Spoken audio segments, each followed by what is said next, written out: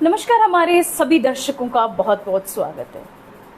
आज कुछ ऐसी बातें आप तक हम साझा करेंगे जिसके बारे में आप जानेंगे तो एक तो आंखों में आंसू जरूर आएंगे, लेकिन ऐसा भी कोई अपने बच्चे की याद में कर सकता है ये जानकर आपका भी फक्र जो है आपको भी उस बाप पर होगा, उस परिवार पर होगा।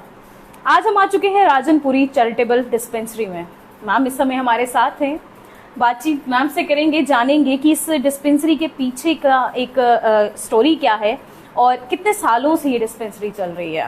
मैडम स्वागत है आपका हमारे चैनल में, बहुत बहुत शुक्रिया हमें अपने कीमती समय देने के लिए। मैम सबसे पहले तो मैं आपसे ये जानना चाहूँगी कि ये कितने सालों से डिस्पेंसरी यहाँ पर है? ये 1987 में शुरू हुई थी। Professor MR. Puri vice chancellor थे जम्मू यूनिवर्सिटी में। उनके यंगर बेटे की 86 में एक्सीडेंटल डेथ हो गई थी। वो अपना जन्मदिन मनाने के लिए अपने दोस्तों को इनवाइट करने जा रहा था, तो रास्ते में स्कूटर का एक्सीडेंट, मोटरसाइकिल का उसका एक्सीडेंट हुआ, ऑन स्पॉट डेथ हो गई थी। तो उनकी याद में उनके फादर ने, प्रोफेसर एम.आर. पुरी ने, उन्होंने क्या किया, ये डिस्पेंसरी शुरू की सो दैट गरीब लोगों को हेल्प मिले, मेडिकल एड मिले, फ्री कंसल्टेशन मिले। कुछ बहुत से लोग ऐसे होते हैं जो चीज़ें नहीं प्रोवाइड कर सकते। तो 87 में उन्होंने गवर्नमेंट की हेल्प ली और ये स्टार्ट किया। तब ये बिल्कुल छोटा सा हॉल था, एक मिट्टी का एरिया था, कच्चा कमरा था। तो गवर्नमेंट ने हमें डॉक्टर्स दिए, डॉक्टर फुला कंती, गायनकोलॉजिस्ट फर्स्ट, आइज़ के लिए एक स्पेशलिस्ट दिए, एक फिजिशियन, 3 डॉक्टर, और डोनेशन भी 50,000 मिली, जिससे उन्होंने ये शुरू किया। कुछ उन्होंने अपना पैसा लगाया, तो तब से ये चल रहा है धीरे धीरे। अब वो बड़ी अच्छी पदवी पे थे, तो उनके गवर्नमेंट से काफ़ी कॉन्ट्रैक्ट्स थे, तो गवर्नमेंट उनको हेल्प भी बहुत करती थी तब। और बार बार हमारे डॉक्टर ट्रांसफ़र होते थे, उनकी जगह रिप्लेसमेंट हो जाती थी, गवर्नमेंट ग्रांट मिलती थी हमें, तो ये चल रहा था। तो धीरे धीरे उनकी पुरी साहब की, एम.आर. पुरी साहब की डेथ 2014 में हो गई। उसके पहले ही हमारे कुछ डॉक्टर्स जो हैं वो ट्रांसफ़र हो गए, पर गवर्नमेंट ने उसके बाद हमें कोई ऐसा डॉक्टर्स दिया नहीं। तो फिर हमने ये किया कि अपने पैसों से हमने डॉक्टर हायर किए। कितने डॉक्टर्स यहाँ हमारे इस समय 4 डॉक्टर हैं, 4 हैं, एक गायनकोलॉजिस्ट है, दो फिजिशियंस हैं, आई टेक्नीशियंस हैं, और लैब असिस्टेंट्स हैं। हमारी लेबॉर्ट्री चलती है, जिसके साथ हमने किसी लैब वाले से कांटेक्ट किया हो, तो हमारे जितने भी पेशेंट आते हैं उनको 50% जो देती है। अब ये सारा कुछ हम ऑन आवर ओन कर रहे हैं, अपने से कर रहे हैं।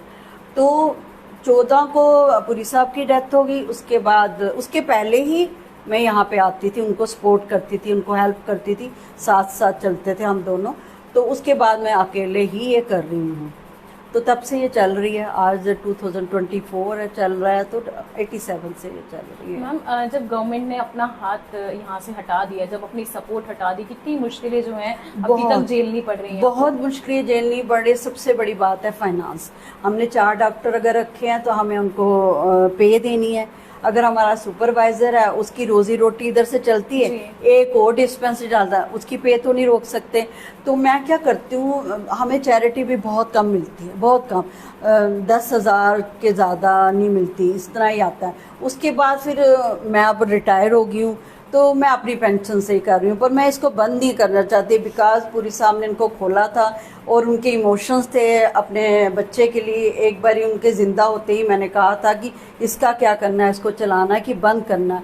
तो उन्होंने मुझे कहा था नहीं नहीं, इसको चलाना, और तुम कर सकती हो, तुम पीछे मत हटना, इसको चलाना। वो वर्ड जो है वो उनको लेके मैं चल रही हूँ कि चाहे कुछ भी होगा, मेरे ही पैसे लगेंगे, पर मैंने पीछे नहीं हटना है, इसको चलाना। और उसके लिए मैं बहुत एफर्ट्स कर रही हूँ, बहुत ज़्यादा। आप भी देख सकते हैं कि मैम जो है, अब बता दें आपको कि ये बार बार पूरी साहब को इतना याद कर रही हैं। वो इनके फादर इन लॉ, हाँ, वो मेरे फादर ला थे, गॉड फादर सब कुछ थे, जिनके उन वर्ड्स को इन्होंने आज तक दिल पर रखा हुआ है। तो मैम लगता है ये पीढ़ियां चल पाएंगी इस डिस्पेंसरी को लेके? क्योंकि जैसे आप कह रही हैं कि कोई संस्था जो है वो हमारे साथ नहीं जुड़ पा रही है। हाँ, तो काफी मुश्किल आ रही है। मुश्किल आ रही है, बहुत मुश्किल आ रही है, पर यह है कि हम कोशिश कर रहे हैं। वो कहते हैं ना, कोशिश करने वालों की कभी हार नहीं होती। तो मैं वो कोशिश कर रही हूँ, कहीं कहीं सफलता भी मिलती है। मुझे पूरा यकीन है कि आगे भी मिलेगी, पूरी होप है मुझे कि लोग हमें सपोर्ट करेंगे, हेल्प करेंगे। पर हमारा ये है कि ये जो डोनेशन का कल्चर है, बहुत कम लोग इसमें आगे आते हैं। उनको आई डोंट नो क्यों नहीं आते हैं, पर बहुत कम लोग हैं। कुछ ऐसे भी हैं। पहले जब पुरी साहब जिंदा थे तो हमारे TR गुप्ता जी थे, अंकल हमारे थे, उनके फ्रेंड थे, वो हैविली डोनेट करते थे। और अगर उनकी डोनेशन से समटाइम क्या होता था, जब हमें गवर्नमेंट की ग्रांट नहीं मिलती थी, उनकी डोनेशन से हम ये डिस्पेंसरी चलाते थे। अब बड़े सालों से उन्होंने भी बंद कर दिया, क्योंकि उन्होंने अपनी डिस्पेंसरी खोल रही है। वो कहते हैं अब हमें वहाँ ज़रूरत है, तो वहाँ से भी हमें बड़ी हेल्प थी। जब भी जितने बार उन्होंने किया, बहुत अच्छा किया, और हमें बड़ी सपोर्ट मिलती थी। कितने पेशेंट्स आ जाते हैं दिन में? काफ़ी आ जाते हैं, हमारे हो जाते हैं मैक्सिमम। फीमेल भी आती है, मेल भी आते हैं, तो चल ही रहा है हमारा। जिस तरीके से आप कह रहे हैं, एक तरीके की फ्री डिस्पेंसरी है ये, फ्री चेकअप यहाँ होता है। और आपको बता दें कि इनकी डिस्पेंसरी से मिली हुई रिसिप्ट से अगर आप इनकी बताई हुई लेबोरेटरी में जाते हैं तो 50% आपको वहाँ पे मिलता है, रिबेट है उस पे। मैम यही चीज है कि अगर आपकी बिल्डिंग की बात करें तो इसकी भी हालत जो है, हालत तो बड़ी खराब, क्योंकि हमारे पास पैसा नहीं है कि हम इसको रेनोवेट कर सके। 3-4 साल पहले मैंने अपने पैसों से पेंट करवाए थे, तो अब मुझे या तो मैं पे दूं, या मैं मेडिसिन दूं पेशेंट, या मैं ये रेनोवेट करूं, तो मैं दोनों चीज़ें नहीं कर सकती। तो मेरी प्रेफरेंस है कि जो डॉक्टर्स हैं उनको पे मिल जाए और पेशेंट को मेडिसिन मिल जाए। तो इसलिए इस पे मेरा इतने पैसे नहीं होते कि मैं बिल्डिंग को रेनोवेट करूं। गवर्नमेंट के साथ ऑथराइज्ड हैं आप? हाँ, ऑथराइज है। और इस साल भी हमें ग्रांट नहीं मिली, तो बिना ग्रांट के हम चल रहे हैं। तो ठीक है, मैंने चलाना है तो फिर मैंने चलाना है। फिर मैं नहीं ये देख रही हूँ कि मैं कहाँ से पैसा ला रही हूँ, कहाँ खर्च कर रही हूँ। वो मैं अपनी पेंशन से कर रही हूँ, और मैं कर रही हूँ ये गरीबों के लिए, खुदा के पास जा रहा है। और पुरी साहब के वर्ड्स हैं, मैं उनको मोड़ नहीं सकती, वो मेरे लिए गॉड का दिखावा भी लोगों का बहुत है। मैं एक चीज़ जो है आपके साथ भी कहना चाहूँगी, अपने व्यूअर्स के साथ भी कहना चाहूँगी कि खाना खिलाने का दिखावा तो आप हर व्यक्ति को करते हैं, कंबल बांटने का दिखावा आप करते हैं, बिल्कुल। लेकिन ये एक ऐसी जगह है, मैं इसे जगह नहीं करूंगी, ऐसा मंदिर है बन चुका जहाँ पे ये फ्री में जो है उन बीमार लोगों के लिए काम कर रहे हैं जिन्हें सच में जरूरत है। इलाज ना होने की वजह से काफी लोग जो है मर जाते हैं। काफी प्रेग्नेंट लेडीज हैं जिनको अपने बच्चों को जो है खोना पड़ता है, उन्हें मेडिकल इश्यूज से गुजरना पड़ता है। तो आप लोगों से हाथ जोड़ के एक दरखास्त है, संस्थाओं से हाथ जोड़ के एक दरखास्त है कि जो दिखावे आप लोग कर रहे हैं बच्चों में कपड़े बांटने के या कुछ भी ऐसा वैसा, उसमें से अगर थोड़ा सा हिस्सा अगर आप इस डिस्पेंसरी को दे देंगे तो ये एक पुण्य का ही, और साथ साथ में एक इतना बड़ा हेल्प हो जाएगी इन लोगों के लिए जो काफी सदियों से यहाँ पर बैठे हैं और काम जो है यहाँ पर कर रहे हैं। और इनका ये कहना है कि आने वाली पीढ़ियां भी इस डिस्पेंसरी में बैठे। लेकिन मैम अगर कोई संस्था जो है आने वाले समय में नहीं जुड़ पाई तो फिर क्या रहेगा? इस डिस्पेंसरी को कैसे चलाएंगे आप? अभी तक तो हम चला रहे हैं, आने वाले कल का देखेंगे। आपने वो बात कही थी कि प्रेग्नेंट लेडीज़ की, तो हमारी जो डॉक्टर सुनीला गुप्ता हैं, इसी में स्पेशलाइजेशन है। कई लेडीज़ जो कंसेप्शन नहीं हो रही थी उनमें, उन लेडीज़ का उसने ट्रीटमेंट किया और उनके घर में अब बच्चे हुए हैं। हमारी खुद की एक असिस्टेंट थी सुमन, तो उसके भी बेटा हुआ, और बहुत सी लेडीज़ के बच्चे हुए हैं। वो सुनीला गुप्ता ने उनका ट्रीटमेंट किया है, उसकी स्पेशलिस्ट इसी में है।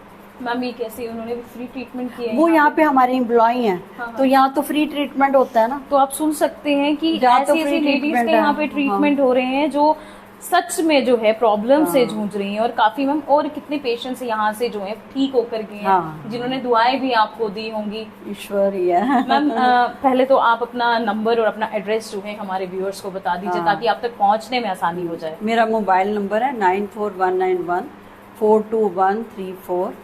तो ये एड्रेस है Rajanpuri charitable dispensary, below Gumat, Vinayak Dharamshala, Vinayak Bazaar, Jammu. तो आपको एड्रेस जो है मैम ने बता दिया। तो मेरी अब दरख्वास्त है हमारे व्यूअर्स से, और जितने भी लोग इस वीडियो को देख रहे हैं, कृपया करके इस वीडियो को ज़्यादा से ज़्यादा शेयर कीजिए।